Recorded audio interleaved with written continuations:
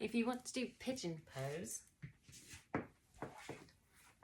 but it's not accessible to you, there are lots of different variations. First of all, if you can get into this shape,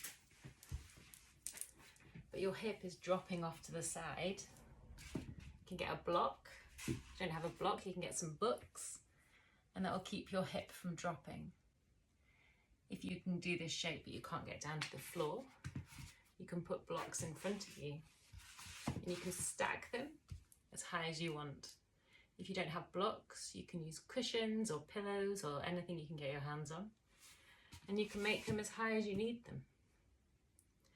If you can't access this, 90-90 is a good alternative. So bringing the front foot to 90 degrees and the back leg to 90 degrees.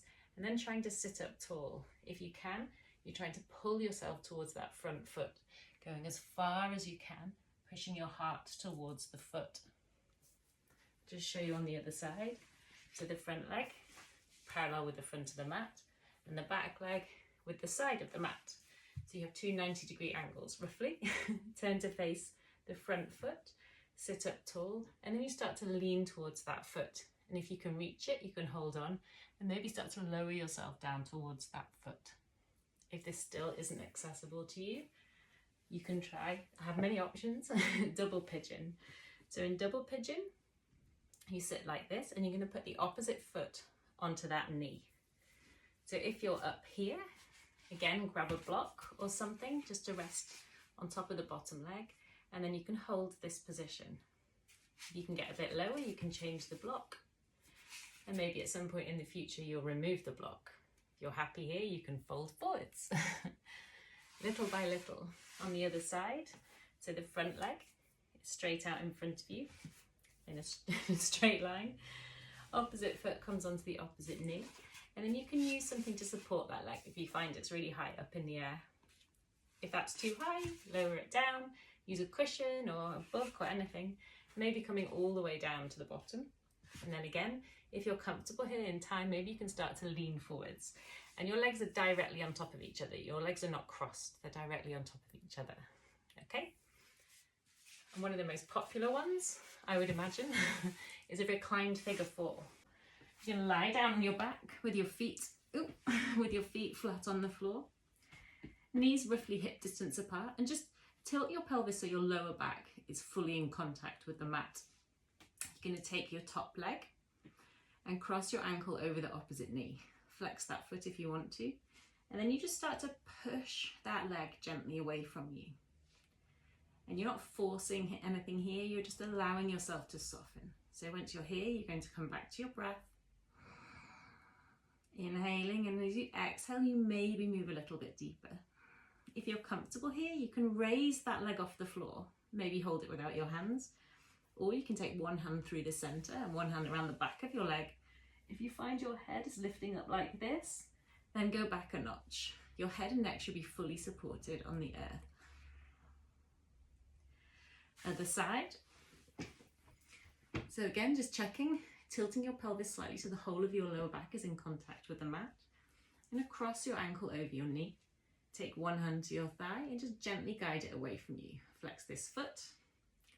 And with each exhalation, you're maybe moving a little bit deeper. The stretch here is in the outside of your hip. If you're comfortable here, like super comfy, you can raise the opposite leg. Maybe see if you can hold it there for a second. Take one hand through the center and one hand around the back and hold the back of your thigh. Again, if your head and neck are lifting off the mat like that, then take it back to here. It's not about it's not about what it looks like, it's about what it feels like. And if you're pushing yourself into a position that doesn't feel comfortable in your body, so you're better to take it back a notch so you're not 100% and hold it there for a little bit longer. Again, with each exhalation with your mind, you're rotating that knee away from you and maybe drawing this leg towards you. And then over time, with your 90-90 or your pigeon, you'll start to find your hips releasing and everything will start to get easier. Okay, so now lizard. Bring your front foot to the outside edge of the mat. Turn it out and maybe allow that big toe edge to lift. So the back leg is behind you. When you're comfortable here, you can send that leg a little bit further back and maybe have some blocks in front of you. So you're just allowing your body to start to sink into that shape. If you're comfortable here, get the block so it's stable. You can release one block, take a hand to this thigh, and you're pushing your thigh away from you in the direction of the leg. Lift your chest and maybe turn to look over your shoulder. If you're super comfortable in lizard and you want to, you can come down into your forearms, which is really good because it gives your wrists a break. So to come down onto your forearms, put the blocks in a position that feels accessible to you. Any point in time, you can tuck the toes of the back leg, lift that knee and have a little rock around. Find your juicy spot.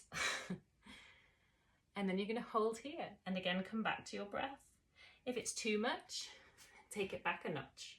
You're not forcing, you're not fighting, you're just inviting your body to soften with each exhalation. Opposite side for completeness. So this foot comes to the outside edge. Turn your toes out to about 45 degrees. You can allow the big toe edge to lift. And then tuck your back toe, lift your knee and have a little jiggle around.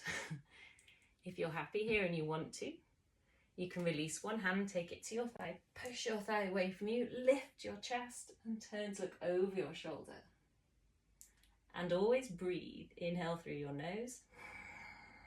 Exhale, soften. And then you can come back to having both hands in front of you and you can have the blocks as high as you need them. We are all different.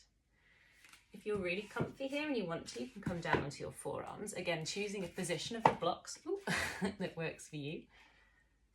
And then hold again. Anytime if you want to, just remember you've got a foot at the back. You can tuck your toes, lift your knee and have a little rock backwards and forwards. Finding your juicy spot. And then over time, gradually, you may find you can lower the blocks to a lower setting, a lower level. And then eventually, maybe you can even get rid of them. Always coming back to your breath. Any questions? Just ask.